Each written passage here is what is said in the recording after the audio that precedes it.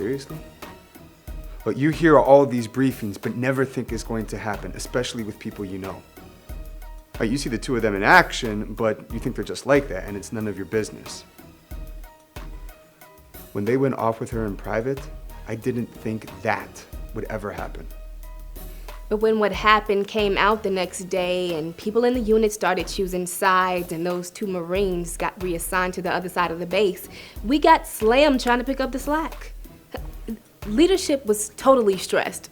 We all were, especially since what happened came out just a few days before we were supposed to ship out. But you don't think the people you live with, work with, the people you depend on are rapists. And what they did makes me wonder how they can even put on the uniform. I've got no use for those guys who put us all at risk thinking that's the way to get with women. Everybody in the unit feels the pain of what they did. None of us knew those guys were that bad. I mean, at first. Nobody stands around with a sign taped to them that says, "I'm gonna get you drunk and rape you." But we all knew they would always try to find ways to push you, you know? They were quick to buy you drinks and keep them coming, and now we all know why. We are going to be working late for a while to fill the gap. Sexual assault isn't just one crime. It's several different kinds of crimes, ranging from rape to wrongfully touching someone's private body parts. However, all these crimes have one thing in common. They hurt someone. And when that someone is hurt, the toll it takes on that person's life can last a very long time. It's not about what he said or she said. It's about how sexual assault not only changes someone's life forever, it rips Marine Corps units apart. A sexual assault victim is a lot like a war casualty, except the cause of the injury comes from our side. Even the strongest of men and women can be affected by the trauma of sexual assault. It can make you unable to concentrate. It can make it hard to sleep. It can replay again and again in your mind. For some people, these symptoms go away by themselves, but for others, they get worse. Either way, for the time you're dealing with the sexual assault, your mind isn't on the mission. Your duties get away from you. That distraction is just the beginning. As you've heard, the impact of the crime expands from the victims to others in the unit. Distrust can grow. Focus gets off the mission. Eventually, unit cohesion can begin to break down. While the perpetrator started out hurting just one person, the impact of the crime has spread to the entire unit. Even if an assault isn't reported, it can compromise a unit's mission readiness by creating an undercurrent of tensions and conflicts. Also, many perpetrators have more than one victim, so learning about one sexual assault might lead to learning about others, even further disrupting a unit's ability to function. People outside the unit are affected too. The readiness of one unit can often impact another unit's readiness. Or, when someone perpetrates a sexual assault overseas, it can even disrupt strategic alliances with our host nations. The honor, courage, and commitment of the U.S. Marine Corps compel us to take a stand. Those values compel us to step in, say something, or do something when we recognize that someone is pushing too hard, pouring too many drinks, or using their rank or position to force someone into sex. Did you know that 95% of service members think that stepping in and saying something to protect someone from sexual assault is the right thing to do?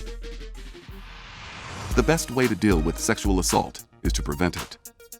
Behaviors that eventually lead to sexual assault many times start in social settings where other people can see it. Those people are called bystanders. Bystanders can take action to intervene when a fellow Marine is being targeted for sexual assault. A stands for Assess for Safety. Ensure that all parties are safe and whether the situation requires calling authorities. When deciding to intervene, your personal safety should be the #1 priority. When in doubt, call for help. B stands for Be with others. If it is safe to intervene, you are likely to have a greater influence on the parties involved when you work together with someone or several people. Your safety is increased when you stay with a group of friends that you know well. C stands for Care for the person. Ask if the target of the unwanted sexual advance, attention, or behavior is okay. Does he or she need medical care? Does he or she want to talk to a SARC or victim advocate about reporting the matter? Ask if someone they trust can help them get home safely.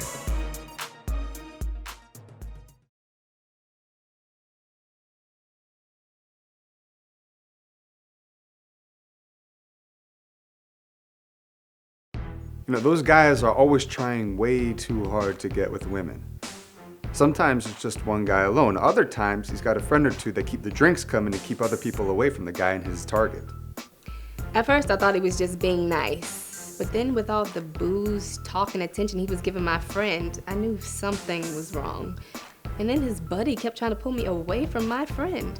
You should have seen this operation. It looked like something straight off a reality show. I knew I had to do something.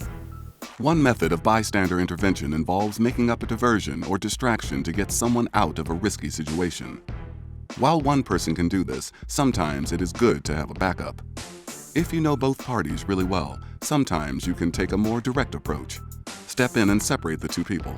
Let them know your concerns and reasons for intervening. Be a friend and let them know you are acting in their best interest. Make sure each person makes it home safely. Another way to intervene is to let a few other friends know what's going on. See if you can alert friends of each person to come in and help. If the person acts badly, try a different approach. If you think that numbers might be the safest approach, then get more than a few friends to step in as a group. There is strength in numbers. Just be sure that everyone in your group knows that this is a friendly intervention. The goal is to get someone out of a bad situation, not to start a fight.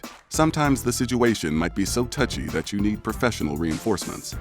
Contact the manager of the facility or call the police.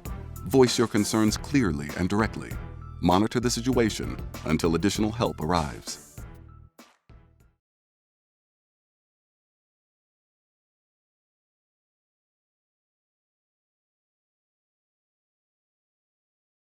When she came and told me what was going down, I knew we needed a plan right away. We had to step in a friendly way.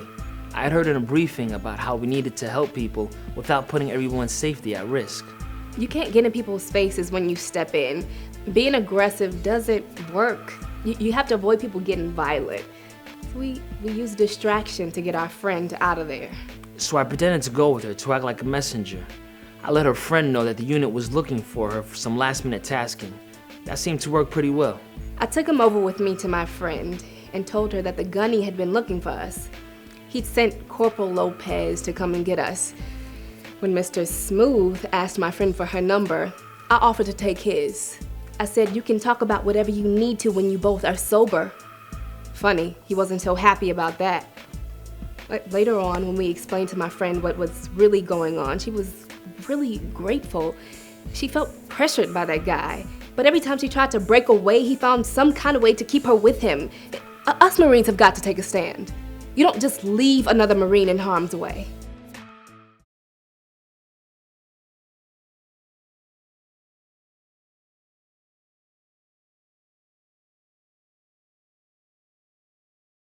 Every situation is different, and before you intervene, you need to accurately assess how to help in the safest way possible.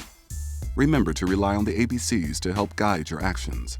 Assess for safety, be with others, care for the person. There's these guys in our unit. They're big into these rites of passage thing. They think in order to be a part of our unit, you have to get dirty, to do something to humiliate the new people. You know, hazing. Anyway, we were down below decks getting some supplies from a part of the ship that's usually pretty quiet. And when we came around the bulkhead, there were 6 guys surrounding these 2 new guys who had just been transferred in. They didn't see us, but we saw them. They had pillowcases over the new guys' heads. And they were doing things that no one has any business doing to another person. I couldn't believe that they were messing with them like that. We backed off quietly, and they didn't hear us. I just wanted to get down there and take them down. But since 2 against 6 ain't a fair fight, we knew we were in over our heads.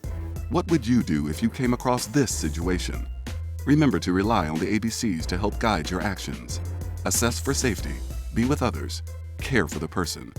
This is the way Marines take a stand. Preventing sexual assault is everyone's duty. Sexual assault hurts one, but affects all. Your actions make a difference.